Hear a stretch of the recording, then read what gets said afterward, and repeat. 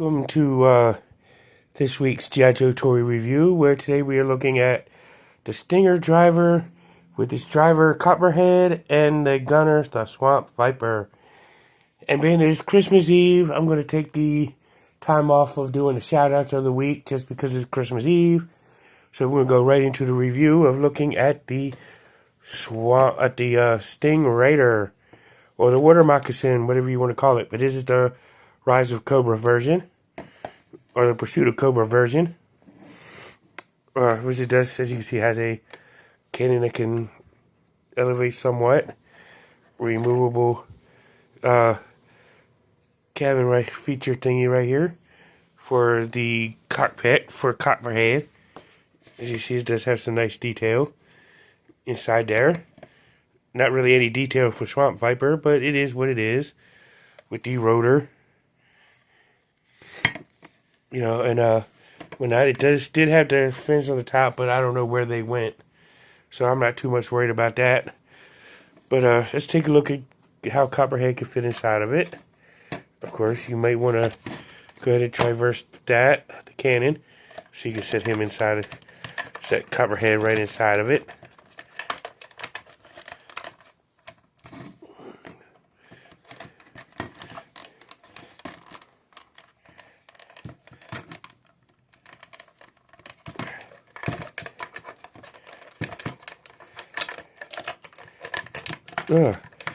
Kind of artistically sit him in there, and then you just put this on, make sure it snaps. I got it loose just so I could take him back out, but he sits just in there like that. And then you got put the machine gun back to facing forward, and you just put the Swamp Viper in like this. Put his hands on the joysticks, and you got him ready. You know, it's a pretty neat feature for that. You know, and of course, he's got the two barrel cannons right there on the side, mounted on each side. You know, and then you can fit 2 figures on that side, 2 figures on that side. So this could carry a total of 6 figures, which is pretty cool. You know, and whatnot. So you could probably fit like a couple more Swamp Vipers on there, Cobra Diver. You can fit eels on there, and have some guys on there. But let's go ahead and move this off to the side and look at the Swamp Viper. I don't have his file card, but I can show you his accessories and show him off. Which he has this knife that goes into his sleeve on his foot, or right there at his ankle. And he's got these 2 machine guns. Actually, I think this one goes to the Cyber Viper, I believe, but I put it with this guy just so he could have 2 rifles. He's also got his figure stand with his dog tag, Swamp Viper on the front. Of course, he's got his green and gray as uniform with the yellow vision badge. And his head can wiggly wobbly, as well as rotate all the way around. And of course, his arm can stretch out, can lift up to about that high.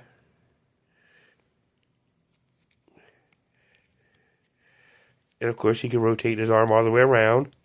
He can bend at the elbow. Sorry, I had to fix something. And his arm can rotate at the elbow, as you can see, very, very fluently. He can rotate at the wrist. Nice little fluent. And he does have the ab crunch feature.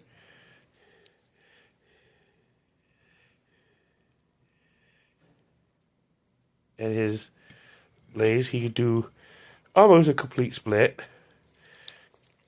You know, his legs can shoot out about so far. And he's got the double knee bend.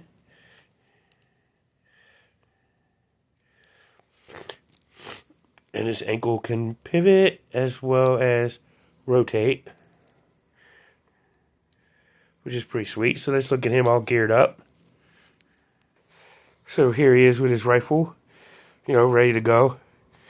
But let's put Swamp Viper off to the side so we can take a look at Copperhead. and his accessories. And start off with his file card, which you can see the Copperhead's picture right there. Copperhead. Copperhead pilots watercraft for Cobra and can escape from anyone with a combination of speed, skill, and sheer bravado. He helps disperse nanomite weapons in different locations to prevent the G.I. Joe team from requiring them. Preferred weapon is Mars Industries D-78A or D-57-A Extreme Environmental Tactical Rifle. I mean, it says one, but which I think is this one right here. But I also have him have this other weapon, so he can have two weapons. Of course, he's got the dog tag figure stand, Copperhead on the front. And of course, here's Copperhead. Not in his typical colors, but it's still cool. It's still Copperhead. His head can rotate all the way around 360, up and down. He does have the ab crunch. His arm is kind of snug on this, but there is where he can stretch it out. There we go. And then bring it back in. Of course, it's a little snug on this one. Elbow can bend. Rotate at the elbow. Rotate at the wrist. And then he can also do splits about so far. Lift his leg 90 degrees. He only has a single knee bend, so he can bend it about 90 degrees, if I can get it there. As you can see, he does the 90 degrees. Ankle can pivot.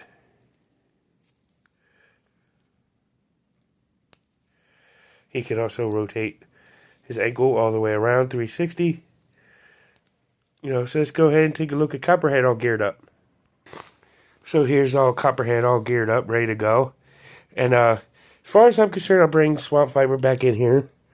All things considered with this set, bring the Swamp Viper back right here. And then bring the Swamp Raider, or the Sting Raider right there.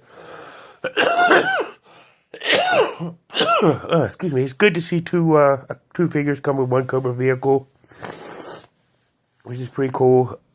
Named character and a army builder, which is pretty cool. So if you have multiples of the figure by itself, you could put like the Swamp Viper with it, driving the other ones, or any other one of the Vipers with it. So it's kind of good to have it.